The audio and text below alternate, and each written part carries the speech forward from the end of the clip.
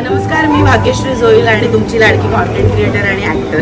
तर मी इथे गिरगावच्या राजाला आली आहे आणि प्रचंड सुंदर मूर्ती तुम्ही बघू शकता आणि मुळात इको फ्रेंडली मूर्ती आहे। बऱ्याच मंडळांनी अशी सुरुवात केली पाहिजे, पर्यावरणपूरक अशी मूर्ती आणली पाहिजे, इव्हन डेकोरेशन सुद्धा पर्यावरणपूरक केलं पाहिजे। तर मी पहिल्यांदा आले गिरगावच्या राजाला आणि मला खूप भारी वाटले, छान वाटले।